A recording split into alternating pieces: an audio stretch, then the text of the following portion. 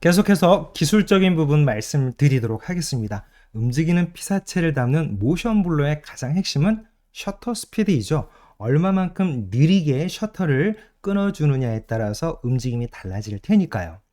일단 제일 중요한 게 셔터 스피드다라고 해서 카메라의 설정을 S모드로 하지 마시고 M모드로 하시고 직접 셔터 스피드를 먼저 결정하신 다음에 그 다음에 조리개 값은 해상력이 손해보지 않는 정도에서 절제되어 있는 어느 정도 범위에 결정하시고 노출은 ISO 감도를 오토로 풀어서 정하시면 됩니다.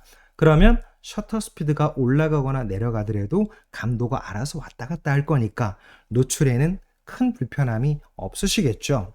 그리고 너무 셔터 스피드가 만약에 느려질 때 ISO 감도가 오토로 되어 있는 상태에서 셔터 스피드가 느려지면 너무 밝아질까봐 카메라는 감도를 맨 아래까지 계속 떨구려고 하겠죠. 64까지 내려갔어요. 더 이상 내려갈 수가 없죠. 그러면 ISO 오토는 카메라에서 오토가 깜빡 거립니다. 이렇게 깜빡이고 있어야 정상적으로 통제가 되고 있다라는 얘기인데 깜빡이지 않고 최저감도에서 멈춰져 있다면 그렇다는 얘기는 카메라가 자동으로 노출을 통제를 못하고 있다는 얘기입니다. 그런 경우에는 조리기를 또 조금씩 더 조여주시면 되겠죠. 일단 각 셔터 스피드별로 바로 횡으로 움직일 때하고 카메라 방향으로 종으로 움직일 때하고 차이에 대한 그 격차를 보여드리도록 하겠습니다. 자, 보시는 것처럼 125분의 1초입니다. 125분의 1초를 횡으로 움직이는 일반적인 보행 속도일 때 사람의 몸통은 거의 움직여지지 않습니다.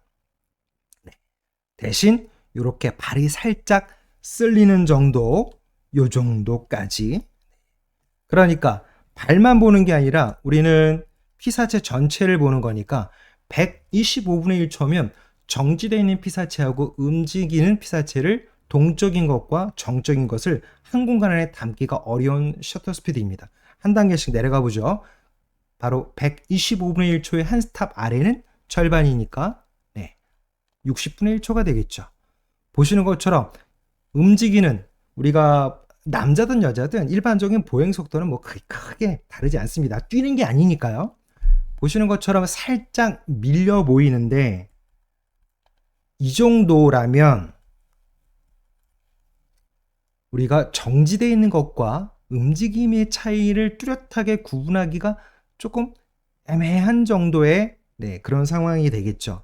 그래서 30분의 1초 다시 한 스탑 아래로 내려가 보도록 하겠습니다.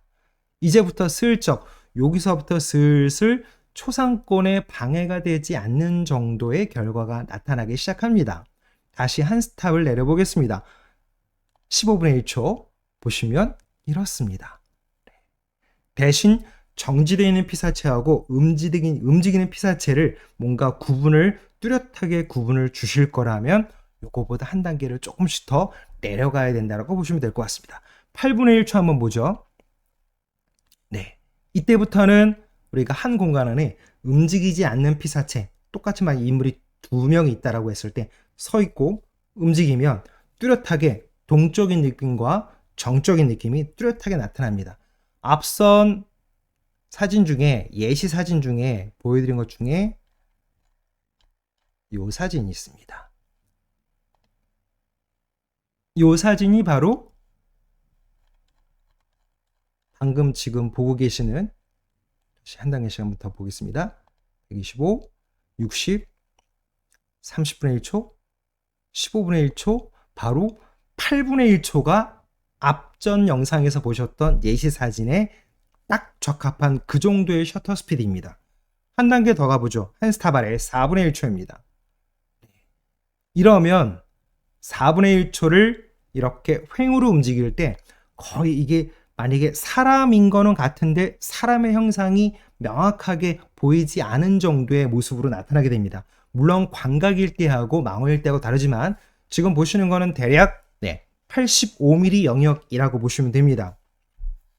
한 단계 더 가보죠. 2분의 1초입니다. 거의 사라지고 없죠.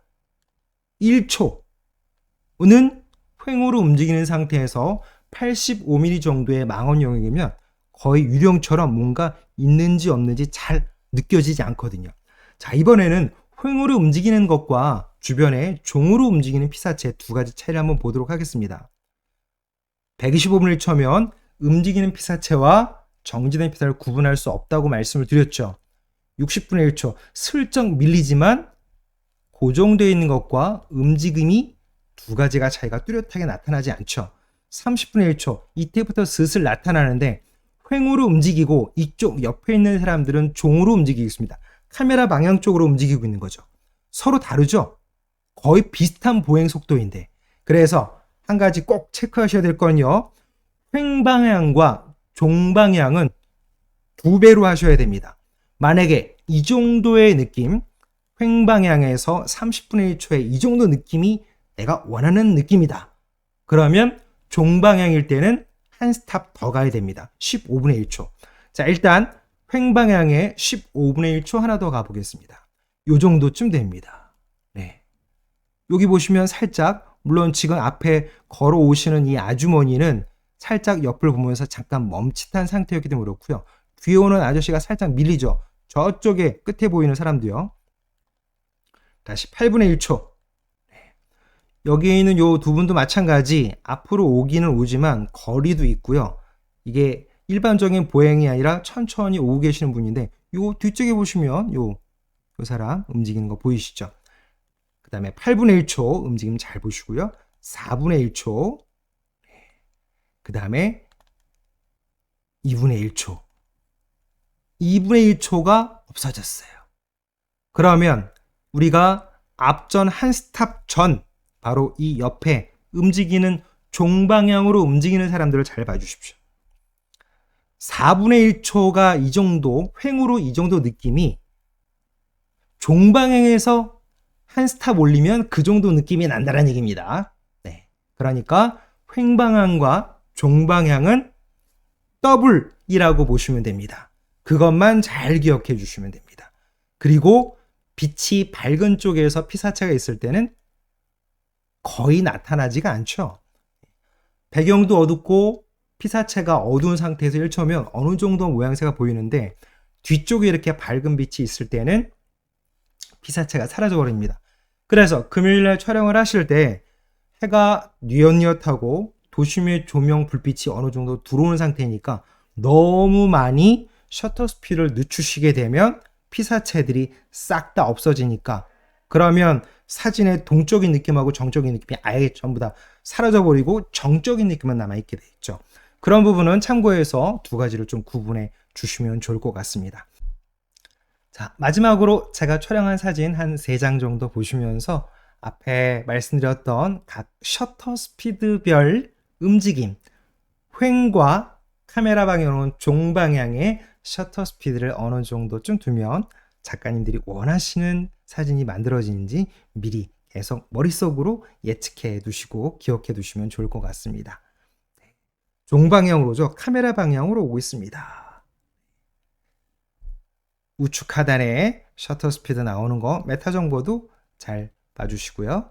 다음 마찬가지 종방향, 횡방향 서로 다르다라는 거. 그러니까 횡방향에 이 정도의 느낌이다라고 했을 때 종방향으로 카메라 방향으로 오거나 가면 셔터 스피드를 2배 더블로 하셔야 된다라는 것만 그것만 잘 기억해 주시고 주의해 주시면 될 것 같습니다. 바로 4분의 1초 횡방향으로 가는 4분의 1초 그 다음에 종방향으로 갈 때는 조금 더 길게 두셔야만 횡방향과 종방향의 흐름의 움직임이 비슷해집니다. 네, 되셨죠? 됐습니다. 이렇게 해서 앞에 이런 내용하고 예시사진 중요한 건 이겁니다. 어느 정도 셔터 스피드를 했을 때 이 정도의 느낌이 나오겠다. 마지막 핵심은 횡방향으로 보여드렸으니까 횡방향이 종방향에도 같은 느낌이 나려면 셔터 스피드를 한 스탑 횡방향의 느낌에 한 스탑을 더 늦춰 주십시오 라는 게 핵심입니다. 됐습니다. 우리 금요일날 현장에서 늦은 시간에 해가 뉘엿뉘엿 떨어진 그 시간대에 준비물 말씀드리고 우리 동대문 DDP에서 인사드리도록 하겠습니다. 감사합니다. 물러가겠습니다.